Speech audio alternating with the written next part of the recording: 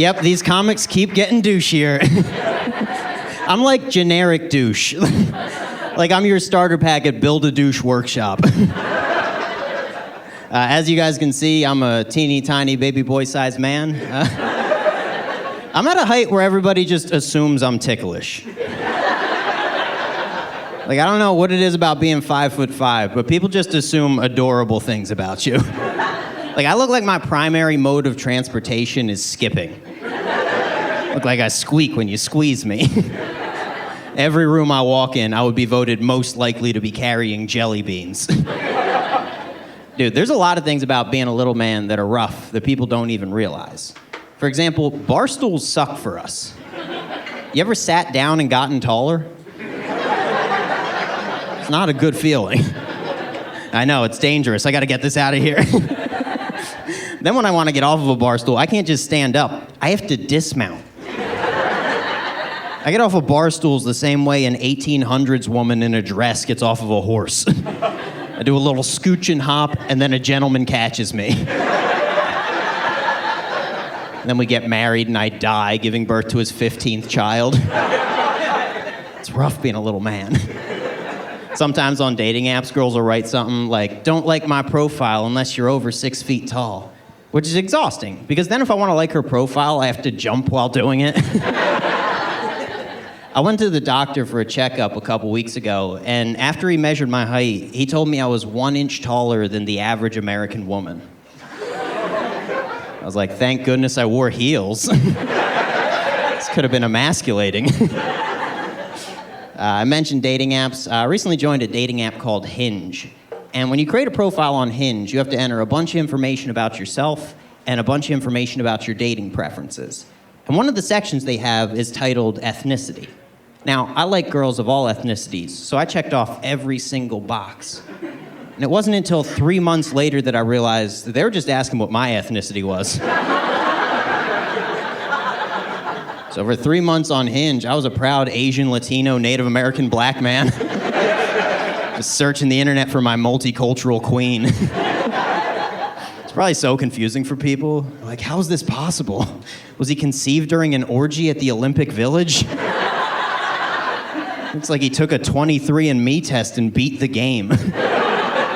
Like, I guarantee every girl that saw my profile was like, this feels racist, but I'm scared to call him out.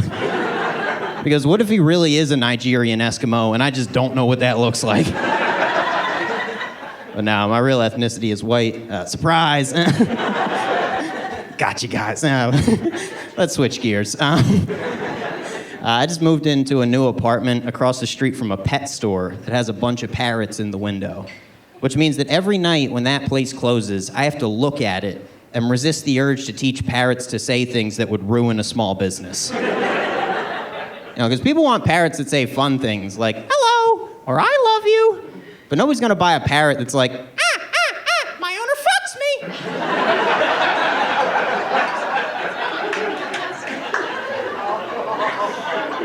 Because here's the thing, breaking and entering into a pet store is illegal, but spending 10 minutes a night for 3 months straight yelling the same phrase over and over at a pet store window until the parrots know it by heart, that's freedom of speech, baby. And if you hate that, then you hate America. I start weird USA chants. I've always been fascinated by animals that can communicate like humans, like that. Though. Like parrots can talk, some gorillas can be taught sign language. Like back in the 1970s at the San Francisco Zoo, there was this gorilla named Coco. And when Coco was little, they taught her sign language, and for the rest of her life, she could fully communicate with humans, which is amazing. But what I want to know is, when they taught that gorilla sign language, did they warn deaf people that they were doing that? Or did they just let them come to the zoo and think they were losing their fucking minds? Can you imagine not knowing the gorilla's new sign language? You're walking past the cage and they're just like, help me escape. Help me escape. My owner fucks me.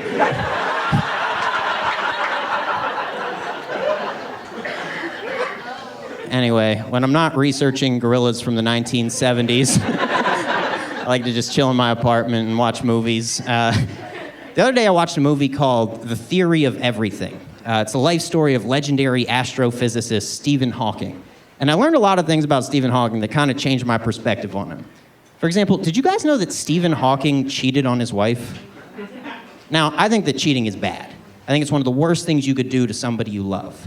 However, when a quadriplegic with no voice does it, it's also kind of inspiring. Like, I've never seen somebody overcome so much to be such a terrible husband. If you ever feel like you're not good enough to do something, just remember that Stephen Hawking seduced his caretaker by blinking at all the right times. You can do anything you set your mind to. Like, seriously, he couldn't talk or move, and he still managed to cheat. Do you have any idea how hard he had to work just to be a bad person? That's like running an entire marathon just so you can spit on a baby at the finish line. That's like going to law school and becoming a lawyer because you heard Bill Cosby was gonna need help. So yeah, I do think that cheating is bad. I just think in this one unique scenario, it's also inspiring because he overcame a disability to do it. I do feel terrible for his wife, though. And I used to think there was nothing worse than getting cheated on by Stephen Hawking. But then I did some research, and I found out that the woman who he had his affair with was also married at the time to a man named David Mason. And David Mason was one of the men who helped invent Stephen Hawking's speaking apparatus. So this guy gave Stephen Hawking a voice, and Stephen used that voice to steal his wife. How shitty is that?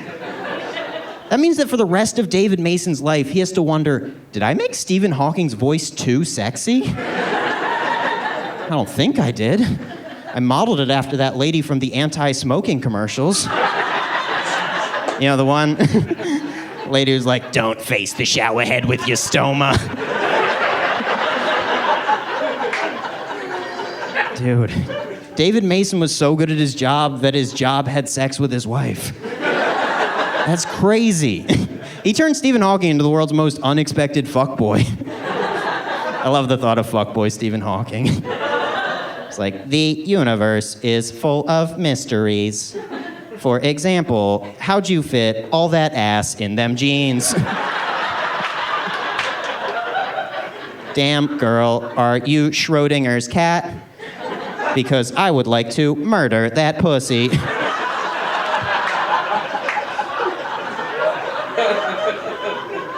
What if Stephen Hawking was just a womanizing douche?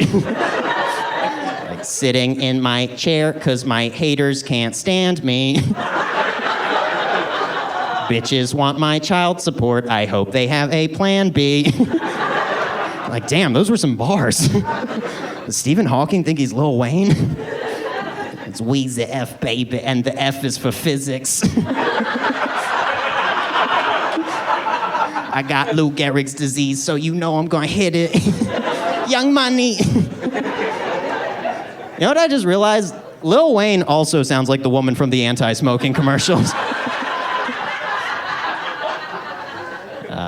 Speaking of anti-smoking, I saw this recently. A lawmaker in Utah recently proposed a bill that would make cigarettes $50 a pack to try to get people to stop smoking, which I think is a terrible idea.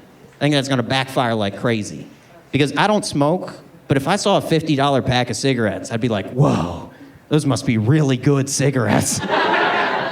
Also, if you increase the price of cigarettes too much, you run the risk of turning them into a status symbol. Like, you know how Ferraris are really expensive, so people will buy them as a way to show off their wealth? I guarantee if cigarettes hit like $200 a pack, people are gonna be walking around the next day like, just got lung cancer, you broke bitches could never. I bet you can only afford secondhand smoke. I can't wait until cigarettes get so expensive that rappers start bragging about them in their songs.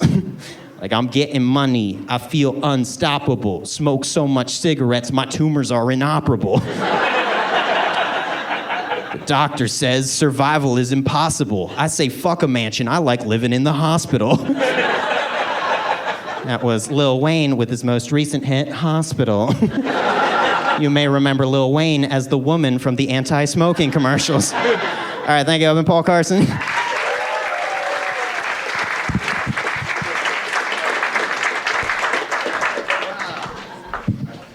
Mr. Carson.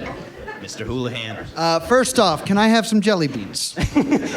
Fuck, he called my bluff. I've been dreading this for years. You don't have any... I don't have any jelly beans. Fine. So you revealed that you're white in this set. Yes.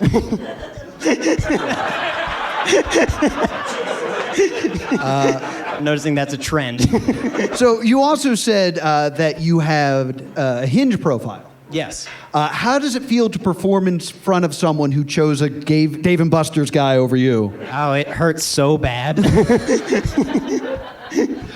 Why do you know the sign language for my owner fucks me? I have a terrible landlord. Oh, gotcha. Finally, can you please sit on this?